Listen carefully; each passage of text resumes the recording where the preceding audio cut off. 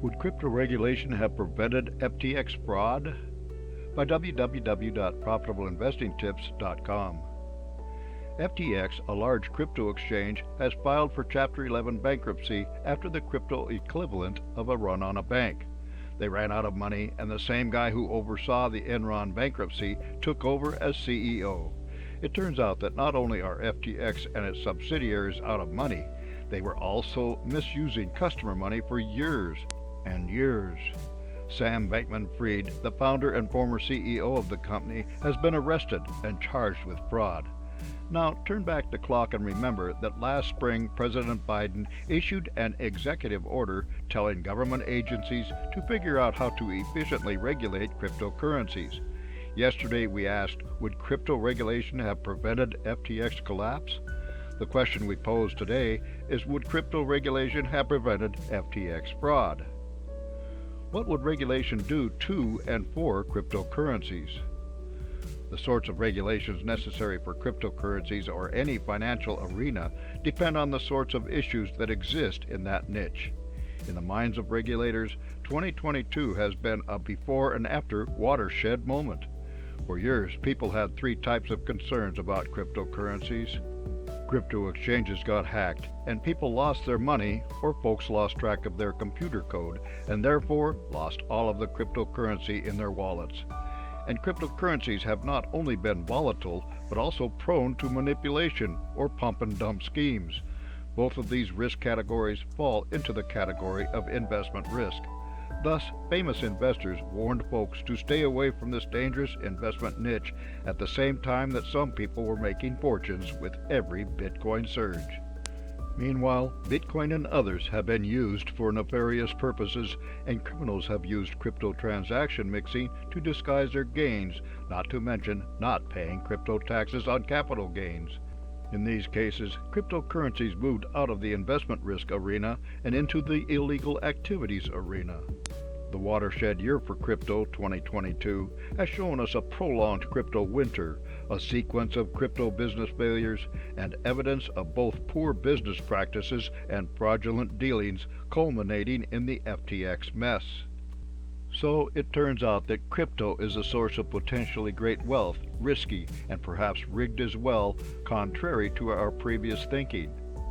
Now, the question is if the sorts of regulation that the stock market, commodity exchanges, banks, and insurance companies have to comply with could have helped prevent the sort of robber baron behavior seen in crypto, and specifically fraud in the case of FTX. Do lessons from the financial crisis help in dealing with crypto today? Going into the 2008 financial crisis, banks were issuing home mortgages to folks that should not have gotten them. The loans were at extremely low rates, but with balloons, so that after a period of time, such as 5 years, rates would be changed to fit market conditions. The deal was that the banks and mortgage companies then sold those mortgages to other lenders. When the financial crisis hit, people were out of work, lots of them. They could not pay on their mortgages, and then lenders increased rates as balloons came due.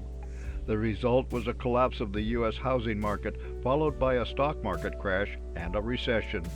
As the mess was cleaned up, Bush and then Obama signed into law new regulations that were meant to prevent this from happening again. These include the Dodd-Frank Wall Street Reform and Consumer Protection Act. This law introduced stress tests for big insurance companies and banks and the formation of the Consumer Financial Protection Bureau. These measures have helped protect from another collapse, even during the COVID crisis. But if applied to crypto, would they have prevented fraud? How did we find out about fraud at FTX? When a company appears to be running on all 8 cylinders, making huge profits, and keeping its clients and customers happy, nobody looks very closely at their books unless their stock is traded on an American stock exchange, or they are a big insurance company or a bank. Despite the fact that FTX was holding people's money in the form of their own token, a cryptocurrency, they were not subject to the kind of oversight that banks experience. They were not compelled to provide yearly independently audited financial reports like a company listed on the New York Stock Exchange. Our opinion yesterday about regulation and the FTX collapse was that financial oversight similar to banks or stock exchange listed companies would have helped prevent the chain of events that culminated in FTX going under. It is our opinion also that if anyone had been able to take a look at the books at FTX, they would have been appalled. If the evaluation of their books and virtually non-existent accounting practices had had some teeth behind it, the fraudulent use of customer assets would have been exposed early and stopped. The chain of events that led to the FTX collapse and exposure of fraudulent activity started with the crypto winter and sequential business failures across the crypto realm. Because there have been no laws and precious little regulatory activity in the niche, the sequence of events progressed unimpeded, as did the use of customer money, crypto tokens, to prop up failing businesses in the world of decentralized finance. A risk that we have previously discussed is that what worked as cryptocurrencies rose in value was to borrow in dollars, change into tokens, and change now more valuable tokens back to dollars to repay debts. When crypto goes down, as it has for a year, this business plan is a disaster. Regulation that prevents unduly risky behavior by crypto companies with customer money will help prevent more business disasters in this niche. Regulation that ensures accurate accounting of assets and transactions on a regular basis will be a good step towards preventing more FTX-type fraud.